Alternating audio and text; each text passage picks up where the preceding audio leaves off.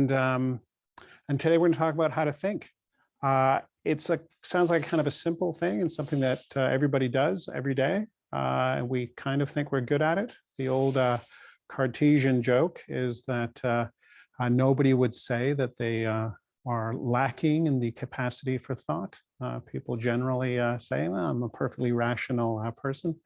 But I think it is also something that we know that we can do better if we try. So I'm going to try to go through some things we can think about when we are thinking about how to become good at thinking.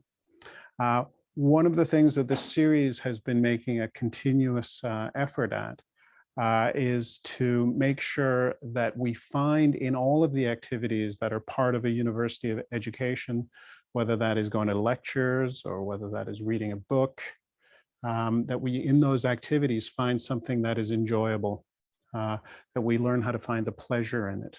Because if we don't find the pleasure in the activity, then we shouldn't say that we're good at it. Being truly good at something means being able to enjoy it, right? So I'm going to try to give you some ideas about how to go to the specific task of thinking today in such a way that you'll find that it can become an enjoyable, pleasant activity and part of your learning process. So let me start with a particular image that I have been returning to again and again, which is our iceberg. It's almost becoming, or it is actually becoming, a kind of mascot or logo for this series. And what we talked about originally is that our capacity for thought is part of a larger competence that we just call being knowledgeable. So you come to university for all kinds of reasons. We have all kinds of good reasons to attend a university, right? We want to become more powerful in the world, right? We want to get credentials that get us ahead in the world. We want to, at one point, get a good job, become wealthy, become successful in that financial sense. But of course, universities don't hand out money and power. That would be too easy. What we do instead is we hand out knowledge, right? And this competence that we call knowledge has at least 3 manifestations, right? We become better writers, and we become better talkers, and we become better thinkers. And when I talked about this originally, and I talked about this in the very first talk about how to become, how to know things, how to become a more knowledgeable person, one of the things I emphasized was that these competencies can all be specified in different ways. So to write is to be able to support, elaborate, or defend things in prose, right? So you make claims and you support, elaborate, or defend them in prose. And I'm just going to very quick, again, the slides will be better. Support, elaborate, defend. The slides will be better afterwards when I've retouched them. But that's all about writing paragraphs, right? Paragraphs. So we're going to be expressing ourselves one paragraph at a time, one claim at a time. We're going to be saying things. We're going to be providing more writing that supports, elaborates, or defends it. And when we talk, we're good at recognizing a good question and articulating a good question and engaging with a good question in conversation. We have a shared sense of humor about things, right? We know what things are kind of comical, kind of witty to say. So we can make sort of high-level, intelligent jokes when we're educated, we're in a university, right? And then, of course, we also have a sense of the politically correct. We have a sense of what it's okay to say and what it's not okay to say. And we are going to do a completely separate talk on each of these 2 competencies, how to write and how to talk knowledgeably, right? So there'll be a separate talk on those 2. What we're going to talk about today is how to think. And the way I started that as an approximation, right, was that to be able to think is to be able to make up your mind, right? So if you're good at thinking, you're good at making up your mind. And that had sort of 3 components as well. You're good at forming a belief, right? You're good at arriving at a set of beliefs about the world within your area of expertise, right? Those beliefs are more often than not true. That's an important component of this ability to make up your mind. You're not just making up your mind. You're not just confident. You are more often than not right. Right. So you're good at arriving at true beliefs. That's really what you want to be able to do. And then you don't just happen to have true beliefs. It's not an accident, right? It's not just because you went to a trusted source and that's you believe everything that this trusted source tells you. It's not just because you happen to have some accurate prejudices that get you through, right? That's not what's going to do it for you. You have justification, right? You have justified true beliefs, right? Which just basically means you have good reasons to believe the things you believe, right? In addition to them being true, right? And that's a really important thing to keep in mind at university. Just this is the kind of competence you have. And when you're thinking about, am I becoming knowledgeable, right? You ask yourself, well, am I becoming a better writer? Am I better able to support, elaborate, or defend my views in paragraphs of at least 6 sentences and at most 200 words? We'll get to that. In paragraphs of prose, coherent prose paragraphs. Am I able to talk about the things I know with my peers, right, in such a way that I understand what a good question is? I understand, I get the jokes, right? And I understand the boundaries of good taste in the conversation, right? Do I have that kind of sense of decorum when I talk? And then am I acquiring these justified true beliefs? And so what I want to do today is get into detail on this part, right? I want to say, what about this part of our iceberg, right? Where we're talking about the ability to think. And what that means is we're going to start focusing on a number of things. And I think what I'll do is move over here. This is all going to work. I think this is all going to work out very nicely. So if we draw another iceberg over here, right?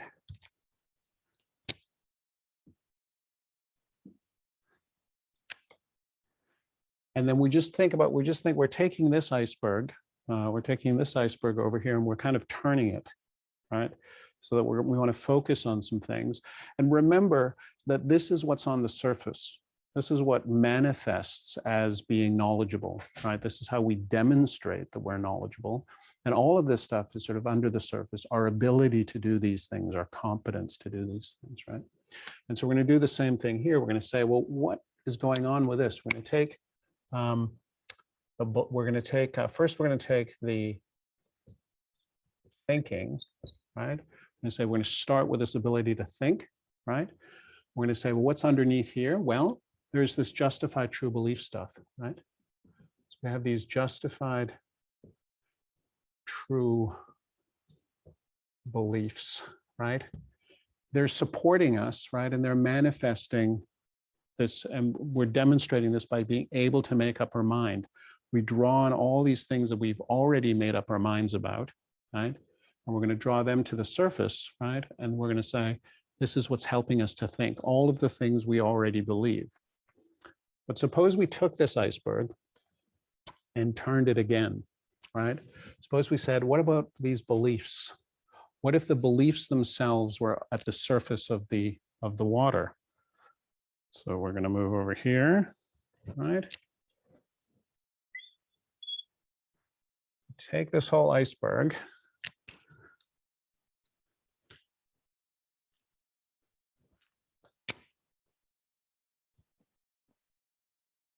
Right?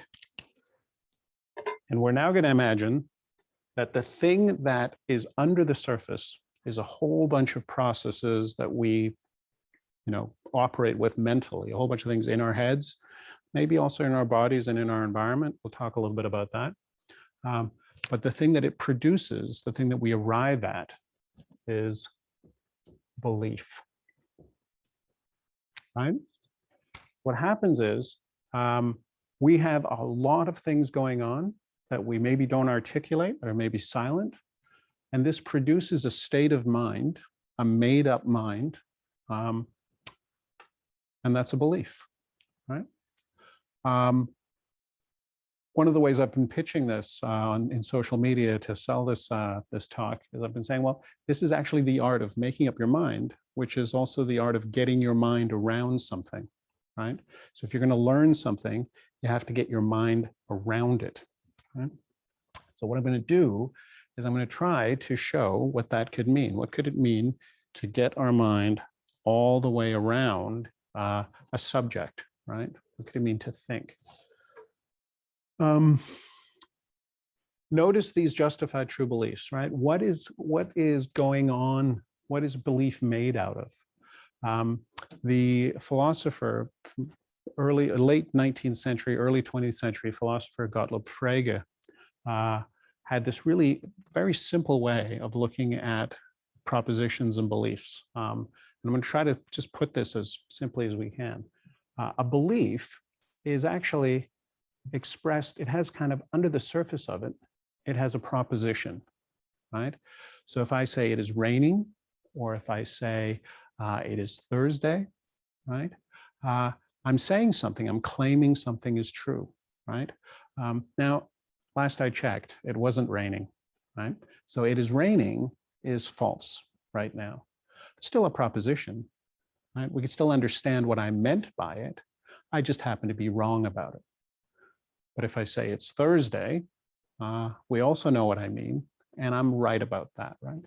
So before we believe something, we form a proposition that could be true or false, right? And the first art of thinking is actually just to separate that propositional content out of our belief. Just to say, okay, well, it's one thing that I'm in a state of belief, right? I have an opinion about this, but what is it that I mean, right? What is the content of that belief? Because that's the thing I could be wrong about, right? If you take away the fact that it's true or false, if you take away the fact that I believe it or don't believe it, you're left with the content of it. And that's the proposition. And then what Frege was really good at doing is saying, well, look, the whole idea of a proposition in itself, right, can be analyzed as well. And it can be analyzed into a concept and an object, right? So when I say it is raining, right, what do I mean? What is it? What is the thing that is raining, right? Well, it's the weather in Copenhagen, right? Notice how specific that is, right? Obviously, if I really wanted to be sort of annoying, right, I would say, well, you know, I'm going to say it is raining, and then you're going to say, no, it's wrong, that you're wrong. It's false that it is raining, right? But if you say it is raining, then what you mean is it is raining in Copenhagen.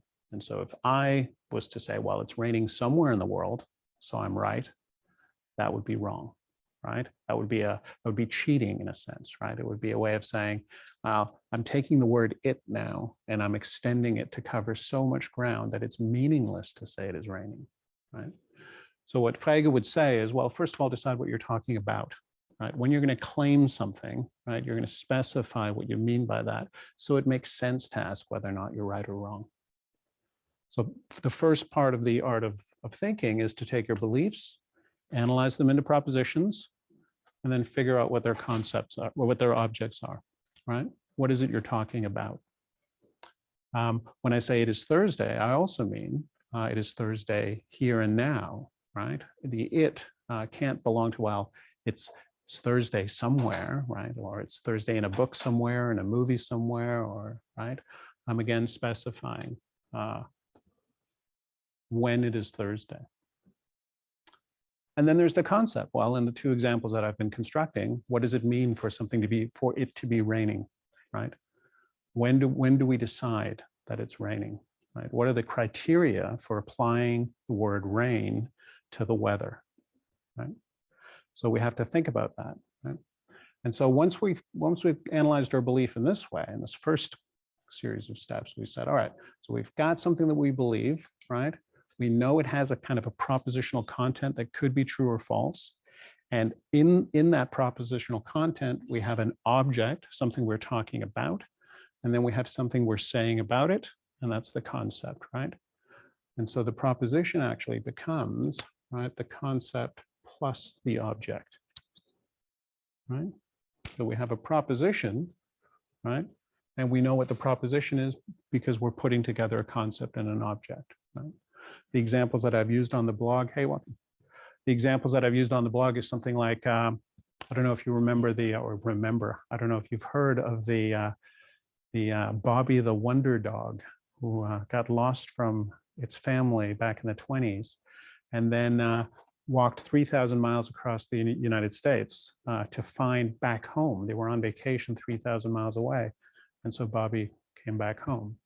So Bobby is a dog, right? That is a true statement, right?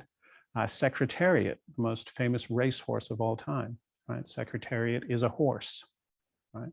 And Frege would use that kind of statement, and he would say, okay, well, horse is a concept, dog is a concept.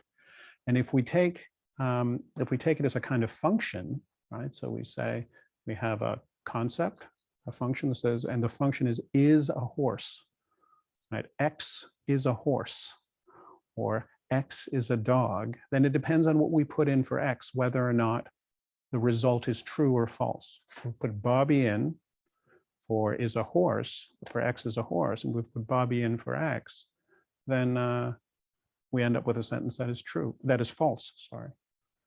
But if we put secretariat in, then we end up with a sentence that is true, right? So keep that in mind. You have a proposition, and the proposition can always be analyzed into something you're talking about and something you're saying about it. So that's kind of at one layer under the belief. Immediately under the belief, when we're analyzing something, we can say, well, what is the proposition? What's the concept? And what's the object? Now, part of thinking is just being able to put together concepts and objects, right? It's sort of the kind of first level thinking, right? It's having a bunch of concepts to make use of, having a bunch of objects that we know we could say something about, and then the idea is just to put those together, right? So when we're thinking, we are putting together concepts and objects, right? Part of the art of thinking is making sure that we're distinguishing between these things. And I'm not sure that there's anybody that doesn't ever think, but I suppose what they would be doing is every time they hear something, they would just either believe it or not, right? That's sort of what you would do if you weren't a thinker at all, right? I don't think anybody actually does that, and nobody, I think, lives that way. But if you were, you would just hear something and it would be believable to you or not believable to you. And you would end up believing it or not, right? You would never give it a second thought, as it were. So what you do is when you're a thinker, you say, well, what is it that's in the belief? It's the content. And then you go that extra step further and say, what's it about and what's being said about it, right? What concept is being applied, right? Could other concepts be applied, right? What other things in the world, what other objects does this concept apply to that would still give me a true sentence that I would believe, right? So now we're really starting to do that. We're doing some real thinking there because we have these distinctions to work with. But then we end up realizing that thinking is also something a little bit deeper. And notice we're going down into the iceberg, right? So there's something a little bit deeper going on as well. And we could call that understanding, right?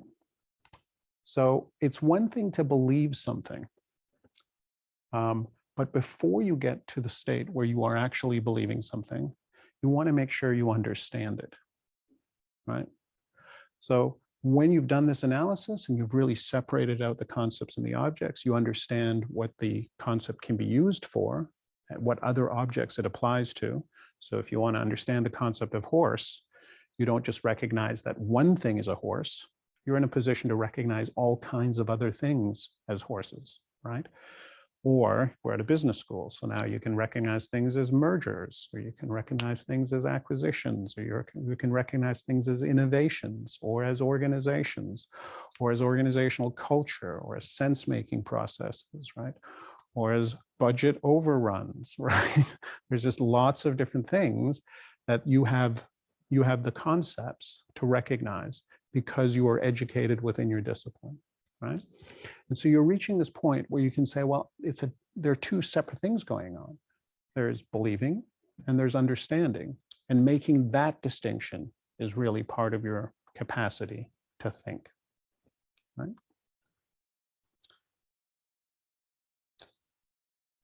And then there's something that I've been growing increasingly fond of emphasizing, and I think this is really where the pleasure of thinking can begin to become apparent.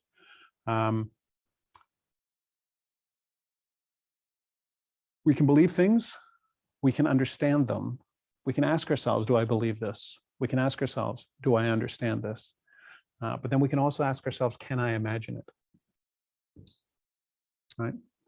And that's actually prior to understanding, right? So it's sort of like before I can understand that something is a horse, I want to be able to imagine what it would mean for it to be a horse, right? I want to be able to see a picture of it, right? So can I imagine an organization? Can I imagine an acquisition? Can I imagine a merger, right? And then the next question is, do I understand that image, right?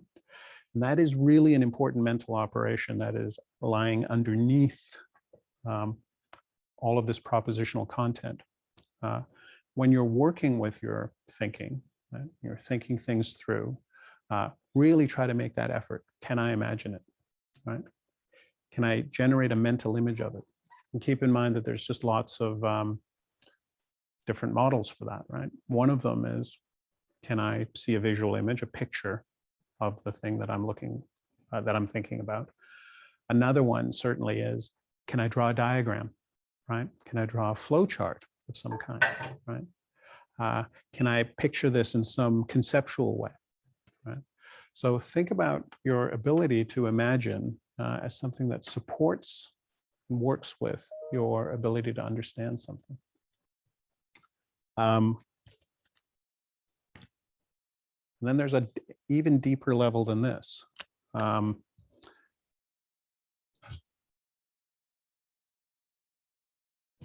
And the way this comes up is, again, we take the simple example, horses, right?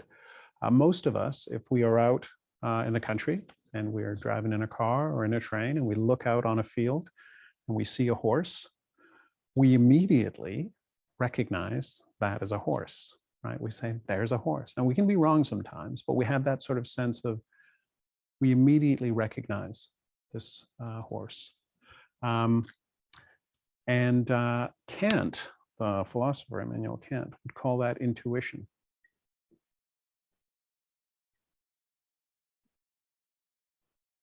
Right? So sometimes we think of intuition as sort of having a sense that something is the case, but not really knowing why, right? But he said, well, actually, we have intuition all the time. That just tells us we're in time and space, where there's furniture around us, we're in a room, there are other people here. These are things we don't think about, but we know them, right, immediately. Right? We just get it right away. So a way of approaching thought is to say, well, let's take these propositions that we work with every day. Let's go a bit deeper and say, what are we understanding by these propositions, right? What can we imagine about them, right? But then go even further and say, what actually can't we imagine, right? What cannot possibly be going on right now, right? Of course, philosophers can come up with all kinds of examples of things that might be going on right now. This could be the matrix, there could be lots of different things that are counter to our intuitive sense of what is happening right at this moment, right?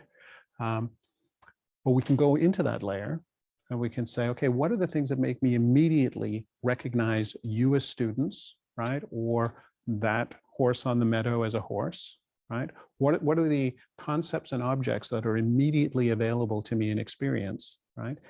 And is any of that contingent? Could it be otherwise?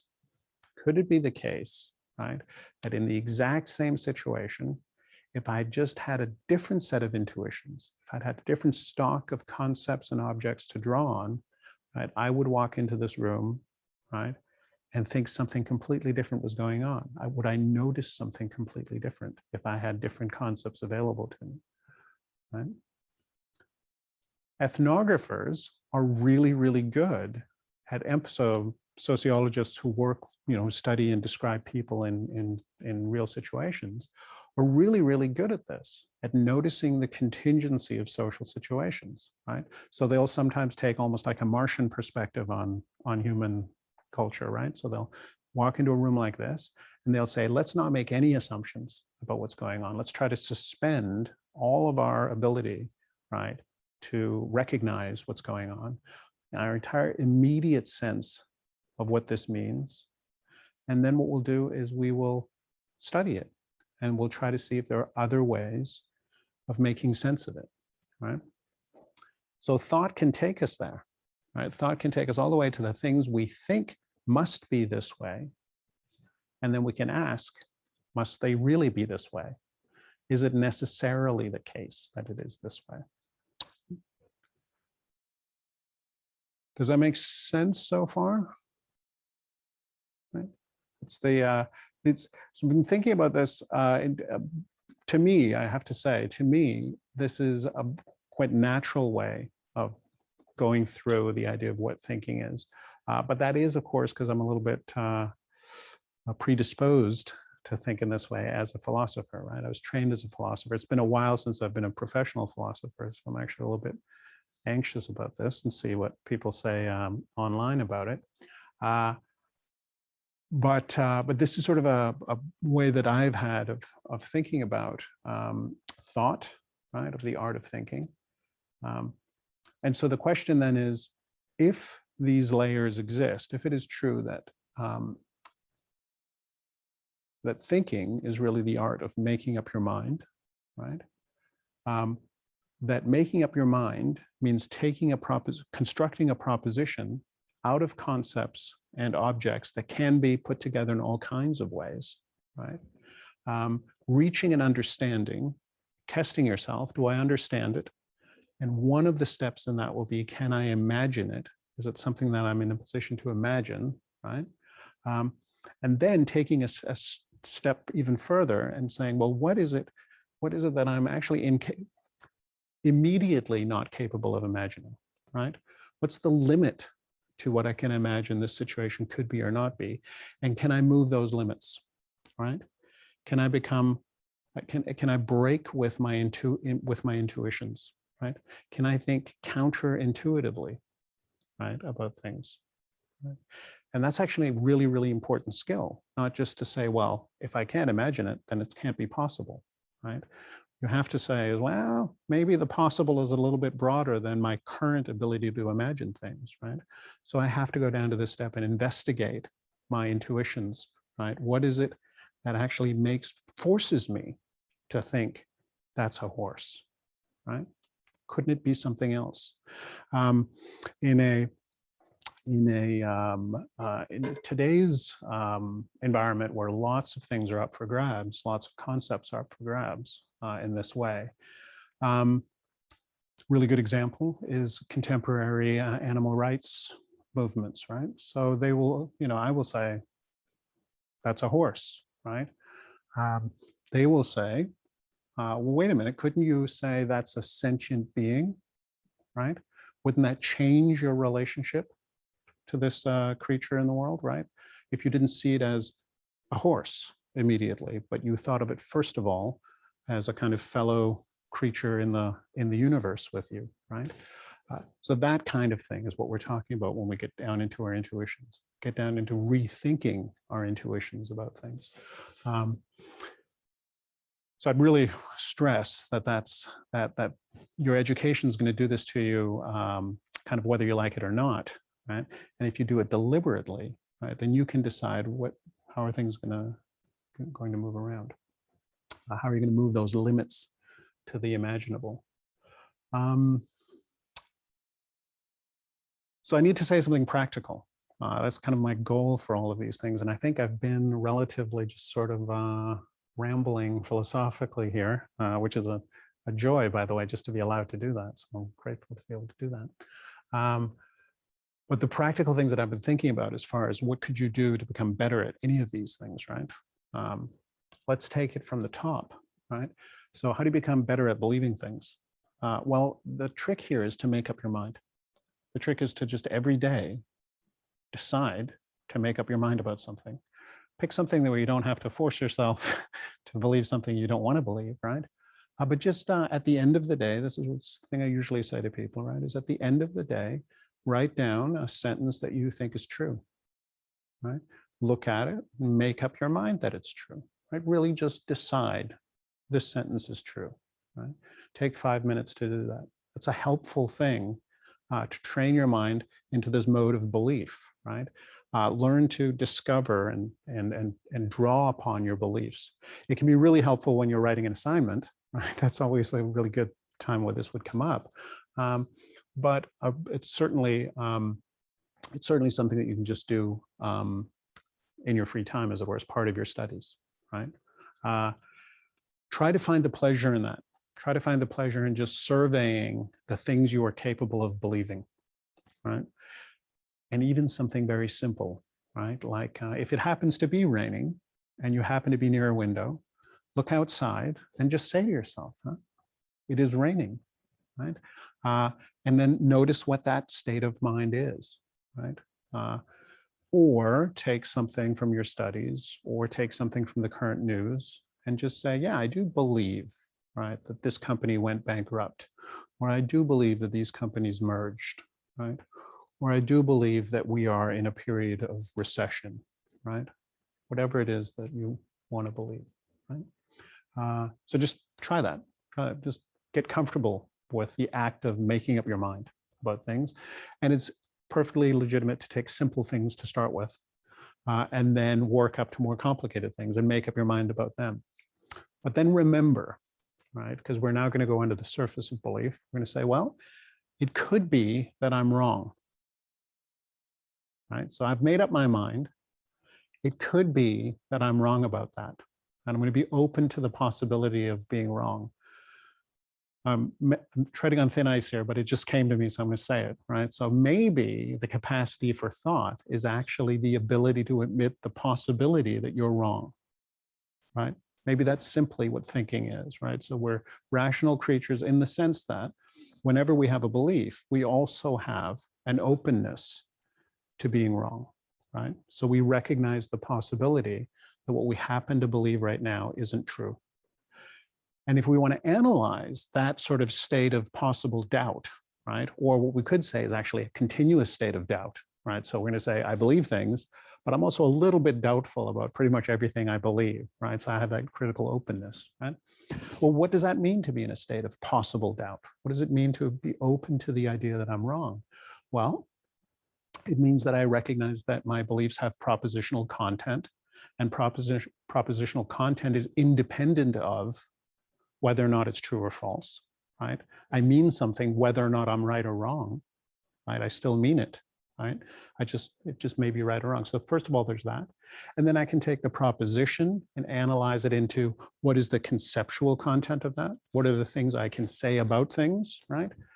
And what is the objective content, right? So what are the things I can talk about, right? There's an American philosopher named Willard Van Orman Quine who has a brilliant analysis of many things, right? And one of the things, and he would also tell you that you sometimes it is raining and sometimes it is not, right?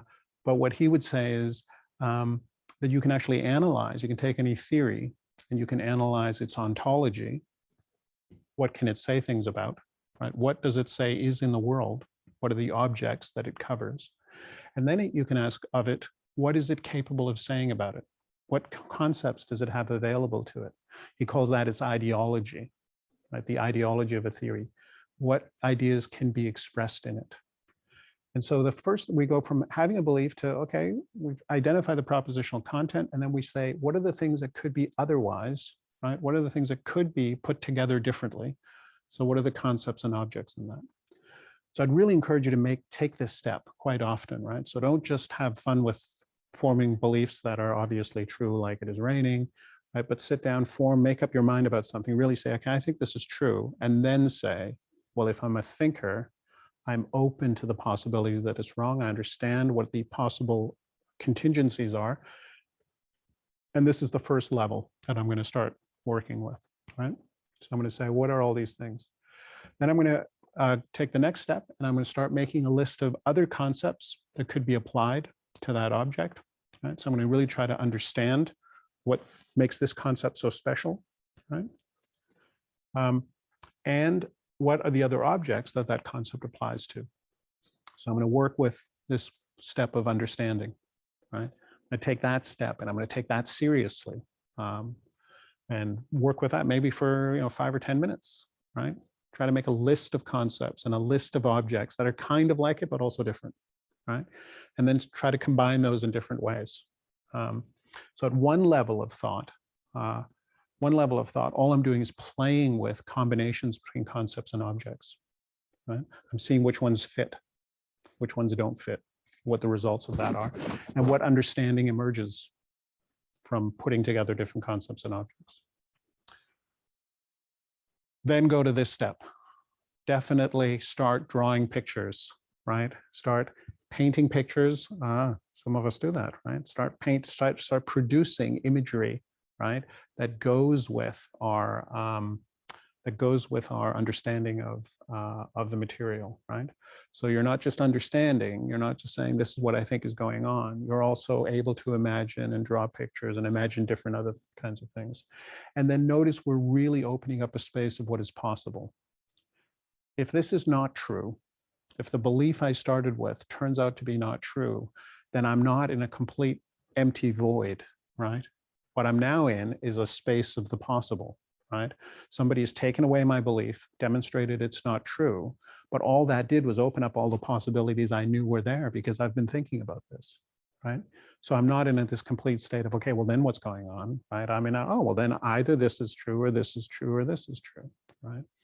I'm in a space of the possible. But of course, that can also give us maybe a little bit too much confidence, right? So we have to say, well, even our understanding and even our ability to imagine, right? Even when we're this deep and we're working with our understanding and our imagination, it is possible that we're being governed by intuitions, by immediacies, right? By prejudices, if you will, right?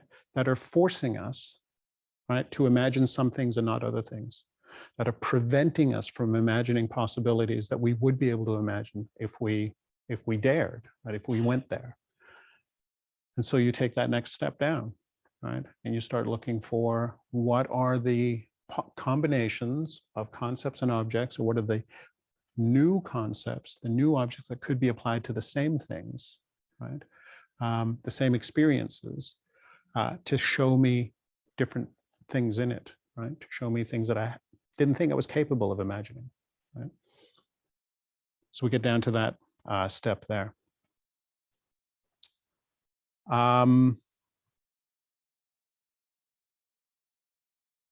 Good. Are there any questions or concerns at this point? Yes. Just thinking the intuition part, could you put that at the top? Because it's all of the other things, it's like based on all the other things. Well, I mean, I guess in the way I'm presenting it, in a certain sense, you could say that, but I would really say that the belief is the thing that's at the top in the sense of it's above the surface for you. It's let's say this is like consciousness and then the unconscious, right? So what you're conscious of is the things you actually believe, right? You can actually believe things. Then you can, through thought, you can go behind that, right? So the tip of the iceberg, I would still say, is belief. And the absolute coldest, darkest, deepest part of your thinking, right? Actually, I shouldn't say the absolute, right? I've been watching David Lynch lately, and he believes in a transcendent ocean of consciousness that reaches way down, right? So there could be much, much more. I'm not going to claim to know either way.